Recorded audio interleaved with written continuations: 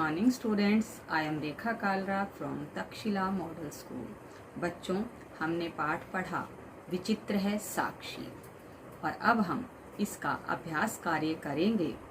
आप अपनी पीडीएफ में से देखें और इसके हिंदी अर्थ को समझें और अपनी कॉपी में ये अभ्यास कार्य करें तथा कॉपी चेकिंग के लिए तुरंत व्हाट्सएप ग्रुप। बच्चों, विचित्र है साक्षी अभ्यास कार्य प्रश्न नंबर 1 निकालेंगे।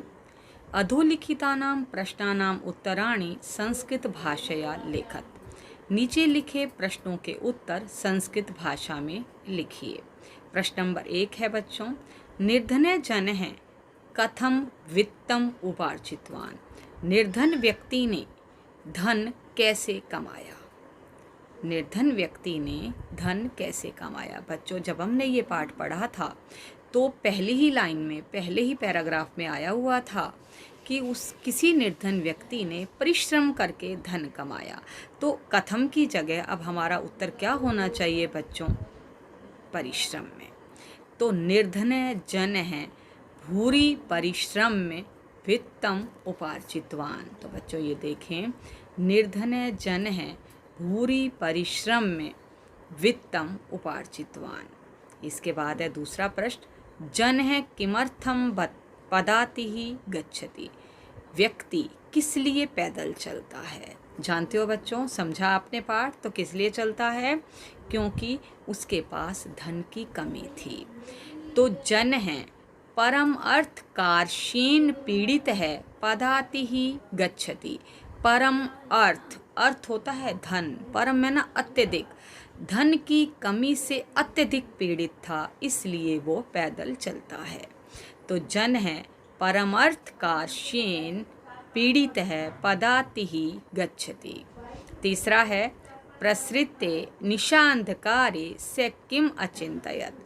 जब रात में अंधेरा ज़्यादा फैल गया था तो उसने क्या सोचा। तो प्रसृते निशांधकारे से अचिंतयत यत विजने प्रदेशे पदयात्रा न शुभावह। कि विजन प्रदेश में, यानी जिस रास्ते पर कोई भी व्यक्ति ना हो, जंगल का रास्ता जिसको हम कह देते हैं, तो वहाँ पर पैदल यात्रा करना कल्याणकारी नहीं है। तो वस्तुतः चोर है के आसीत। वास्तव में चोर कौन था। तो वस्तुतः चोर है आरक्षी एव आसीत। वास्तव में चोर जो गांव का रक्षक था, जो चोरी करने के लिए गया था, वो कौन था? आरक्षी था। जनस्य क्रंदनम निशम्य आरक्षी किम उक्तवान। लोगों के चिल्लाहट को सुनकर जब व्यक्ति करहा रहा था, चिल्ला रहा था, ऊंची आवाज में बोल रहा था, तो आरक्षी ने क्या कहा। तो जनस्य क्रंदनम निशम्य आरक्षी उक्तवान रे दुष्ट तस्मिन् दिने त्वया अहम चोरितायाः मंजूषाया ग्रहणात् वारितः इदानीं निजकृत्यस्य फलं भुङ्क्ष्व। अस्मिन् चौर्याभियोगे त्वं वर्षत्रयस्य कारादंडं लप्स्यसे। मनुष्य की आवाज़ सुनकर आरक्षी ने कहा, हे दुष्ट, उस दिन तुमने मुझे चोरी के संदूक को लेने से रोका था, इस समय अपनी करनी का फल भोगो। इस चोरी के मुकदमे में तुम 3 साल का कारावास का दंड भोगो। इसके बाद अगला प्रश्न है बच्चों, मति वैभवशालिन है दुष्कराणि कार्याणि कथम साधयन्ति। जो मति, बुद्धि और वैभव से युक्त व्यक्ति होते हैं, वो कठिन से कठिन कार्य को भी कैसे संभव बना देते हैं, कैसे साध लेते हैं, कैसे पूरा कर लेते हैं। अंतिम श्लोक की पंक्ति है बच्चों ये।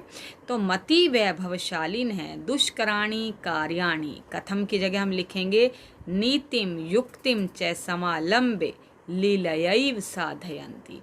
लीला यानी खेल ही खेल में नीति और युक्ति का सहारा लेकर अपने कार्य को साध लेते हैं। यानी जिसके पास बुद्धि, किसके लिए आया है ये?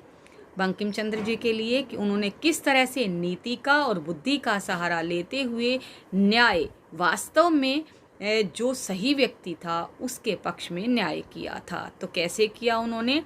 नीति और युक्ति का सहारा लेकर। तो बच्चों पहला प्रश्न है, निर्धन जन है भूरि परिश्रम में वित्तम उपार्जितवान। जन है परमर्थ कार्ष्येन पीड़ित है पदाति ही गच्छति ही। प्रसृते निशांधकारे से अचिंत्यत यत विजने प्रदेशे पदयात्रा निशुभावः। वस्तुतः चोर है आरक्षी ही आसीत। एक ही शब्द को परिवर्तित करना है बच्चों, तो प्रश्नों को आप ध्यान से देखें। जनस्य क्रंदनम निशम्य आरक्षी उक्तवान रे दुष्ट तस्मिन् दिने त्वया अहम चौरिताया मंजूषाया ग्रहणात् वारिता इदानीं निजकृत्यस्य फलं भोगक्षु अस्मिन् चौर्याभियोगे त्वं वर्षत्रयस्य कारादंडम लप्स्यसे। मति वैभवशालिन है दुष्कराणि कार्याणि नीतिम युक्तिम च समालंबे लीलयै साधयन्ति।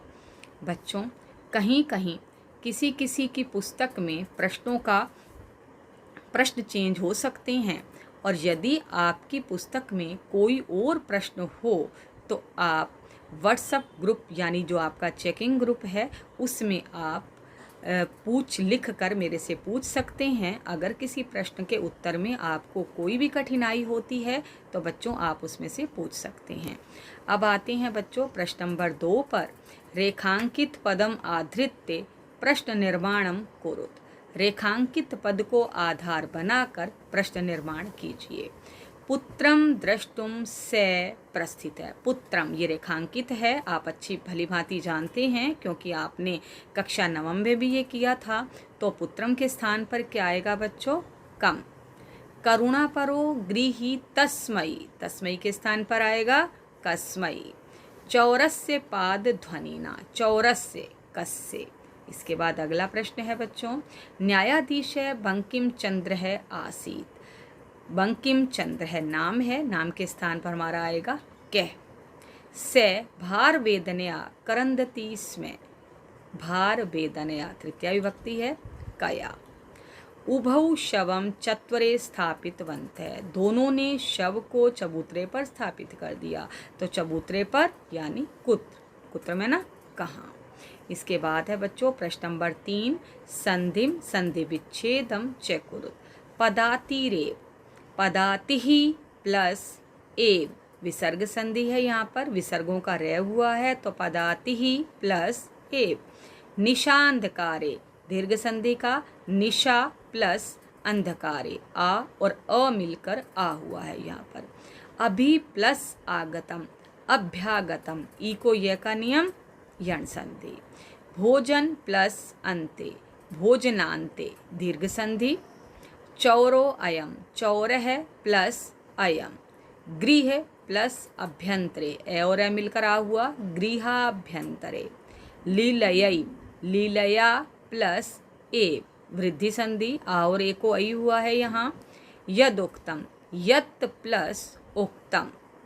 प्रबुद्ध है प्लस अतिथि, प्रबुद्धो तिथि, ये भी विसर्ग संधि का है। प्रश्न नंबर 4, अधोलिखितानि पदानि भिन्न भिन्न प्रत्यांतानि सन्ति। नीचे दिए गए जो पद हैं भिन्न भिन्न प्रत्ययों के हैं। तानि पृथक कृत्वा निर्दिष्टानाम प्रत्ययानाम अधः लिखत, उनको अलग अलग करके वो जिसके अंतर्गत आते हैं उसमें वही लिखना है। जैसे हमारे पास ल्यप, कत, कत्वतु, तुम, ये प्रत्ययों के नाम हैं। ऊपर से हमने शब्द देखना है और शब्द जिस प्रत्यय का हो वो हमें नीचे लिख देना है। जैसे हमने यहाँ पर 4 भाग किए हुए हैं प्रत्ययों के। ल्यप प्रत्यय बच्चों आप सब जानते हैं, जहाँ पर उपसर्ग साथ में रहता है, धातु रहती है, उसी के साथ ही ल्यप प्रत्यय लगाया जाता है। कत प्रत्यय भूतकाल के साथ लगाया जाता है, जैसे नियुक्त है का मतलब नियुक्त किया गया, प्रविष्ट है प्रवेश किया गया। कत्वतु उपार्जित वान, वान शब्द जहाँ पर आएगा कत्वतु, तुम उन प्रत्यय को आप सब जानते हैं। तो हम शब्दों को लेते हैं सबसे पहले परिश्रम में, इसे कहाँ डालेंगे हम बच्चों? ल्यप प्रत्यय में। उपार्जितवान कत्वतु, दापई तुम उनमें। प्रस्थित है कत प्रत्यय में डालेंगे। द्रष्टुम तुम उनमें डाल देंगे। विहाय ल्यप में, और पृष्ठवान कत्वतु में। प्रविष्ट है कत में। आदाय ल्यप में, त्रोषितुम तुमुन में, नियुक्त है कत में, नीतवान कत्वतु में, निर्णेतुम तुमुन में, आदिष्टवान कत्वतु में, समागत्य ल्यप में, निशम्य ल्यप में, प्रोच्य ल्यप में और अपसार्य भी ल्यप में कर देंगे। तो ये प्रत्यय हैं, इसको हम आगे विस्तृत रूप में भी पढ़ेंगे जब हमारा व्याकरण का टॉपिक आएगा। तो अभी हम करते हैं प्रश्न नंबर 5। भिन्न प्राकृतिकम पदम चुन। भिन्न प्रकृति वाला पद चुनना है। आपने पहले भी किए हैं। विचित्रा, शुभावहा, शंकया और मंजूषा। तो शंकया शब्द तृतीया विभक्ति का रूप है, तो यहाँ पर इसे हमने अलग कर दिया, तो ये भिन्न प्रकृति वाला पद है। बाकी सारे आकारांत स्त्रीलिंग है, तो ये तृतीया विभक्ति का रूप है। कश्चन, किंचित, त्वरितम, यदुक्तम। तो यहाँ पर लिया गया हमारा यदुक्तम। बाकी सारे अव्यय पद हैं बच्चों, कभी भी परिवर्तित नहीं होंगे। यदुक्तम। पुत्र है, तन है, व्याकुल है और तनुज है। बाकी सब पुत्र के पर्यायवाची हैं। एक व्याकुल जो शब्द है ये विशेषण है, अलग है, इसलिए हमने इसे अलग कर दिया। करुणा पर है, अतिथि प्रायण है, प्रबुद्ध है और जन है। ठीक इसी तरह से जन जो है वो विशेष्य है, बाकी सारे विशेषण है, इसलिए हमने जन को भिन्न पद वाला मानकर इसे अलग कर दिया। प्रश्न नंबर 6। निक्षा इत्यनयो शब्दयो योगे द्वितीया विभक्ति भवति। निक्षा, इसके योग में द्वितीया विभक्ति लगती है। उदाहरणम अनुसृत्य द्वितीया विभक्तेः प्रयोगम कृत्वा रिक्त स्थान पूर्तिम कुरुत। निक्षा, प्रति, इन शब्दों के योग में द्वितीय विभक्ति लगती है। उदाहरण का अनुसरण करके द्वितीय विभक्ति का प्रयोग करके रिक्त स्थान की पूर्ति करनी है। जैसे राजमार्गम निक्षा मृत शरीरम वर्तते, डैश निक्षा नदी वहती। अब ग्राम दे रखा है द्वितीय विभक्ति में, ग्रामम। नगर दे रखा है निक्षा के साथ, नगरम। न्यायाधिकारिण दे रखा है प्रति के लिए, तो न्यायाधिकारिणम। गृह दे रखा है तो गृहम। ख भाग है बच्चों। कोष्ठकेषु दत्तेषु पदेषु यथा निर्दिष्टाम विभक्तिम प्रयुज्य रिक्त स्थानानि पूरयत। अब यहाँ पर कोष्ठक में दिए गए पदों में यथा निर्दिष्ट विभक्ति का प्रयोग करके रिक्त स्थानों को पूरा करना है। गृह शब्द की पंचमी विभक्ति से, गृहात निष्क्रम्य बहिर्गच्छत, वह घर से निकलकर बाहर चला गया, तो गृहात। चौर शब्द से द्वितीया विभक्ति, चौरम। चौर संख्या अतिथि, चौरम अन्वधावत। गृहस्थ डैश आश्रयम प्रायच्छत, अतिथि शब्द की चतुर्थी विभक्ति अतिथय। बच्चों देखकर लिखना, गलत नहीं करना ये। अतिथय। तौ डैश प्रति प्रस्थितौ, न्यायाधीश शब्द में द्वितीय विभक्ति में न्यायाधीशम। तो इसके बाद प्रश्न नंबर 7 है बच्चों। अधोलिखितानि वाक्यानि बहुवचने परिवर्त्यत। बहुवचन में हमें परिवर्तित करना है। जैसे पहला है से बसयानम विहाय पदातिरेव गंतुम निश्चयम कृतवान। से में ना वह एक, तऊ में ना वे दो और ते में ना वे सब। तो से के स्थान पर बहुवचन जब हम परिवर्तित करेंगे तो बच्चों क्या आएगा, ते। ते बसयानम विहाय पदातिरेव गंतुम निश्चयम। अब जब हमने से को ते में परिवर्तित किया तो कृतवान को कृतवंत है बहुवचन में बनाएंगे। ते और कृतवंत है, कर्ता और क्रिया ये हमारे चेंज हो गए यहाँ पर। चौर है, ग्राम में नियुक्त है, राजपुरुष है, आसीत। चौर है, चौरहा बहुवचन में आ गया। ग्राम में नियुक्तहा, राजपुरुषहा, आसीत को आसन। ये हमने समय सारे चेंज करने पड़े बच्चों। चौरहा, ग्राम में नियुक्तहा, राजपुरुषहा, आसन। कश्चन चौर है, गृहाभ्यंतरम प्रविष्ट है। कश्चन कोई चोर। अब हमको इसमें किसमें परिवर्तित करना है, बहुवचन में।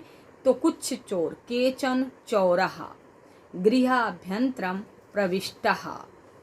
अगला है अन्येद्यु तौ विद्यालयं स्वस्वपक्षं स्थापितवन्तौ। अन्येद्यौ ते, तौ को भी हम ये द्विवचन है तो हमने बहुवचन में परिवर्तित करना है, तो ते। अन्येद्युः ते न्यायालये स्वस्वपक्षं स्थापितवन्तः। वो तौजो के अनुसार स्थापितवन्तौ किया था, यहाँ पर हमने किया स्थापितवन्तः। तो बच्चों, ये अभ्यास कार्य हमारा पूरा हो गया। इसके बाद आप इसको अभ्यास कार्य को कॉपी में करेंगे और कॉपी बच्चों तुरंत चेकिंग के लिए भेजें, ताकि मुझे पता लग सके किस किस बच्चे ने काम किया है और किसने नहीं किया है। और टाइम से भेजा कीजिए आप लोग कॉपी। जब भी आपको कह दिया जाता है तो आप उसी समय कॉपी भेजें। जैसे ही चैप्टर आपका कंप्लीट हो जाएगा बच्चों, और उसके तुरंत बाद जैसे आप कर लेते हैं इसको, और उसके बाद कॉपी अपनी जो चेकिंग वाला ग्रुप है वहीं भेजें। और पर्सनल नंबर पर अलग से सब बच्चे ना भेजें, उसी ग्रुप में ही चेकिंग भेजें, ताकि मैं आप लोगों का पूरा डिटेल में अपनी डायरी में भी मैं नोट कर सकूं और किस बच्चे ने टाइम से काम किया है, किसने नहीं किया है। तो इसलिए आप सभी बच्चे समय से काम किया करें। धन्यवाद।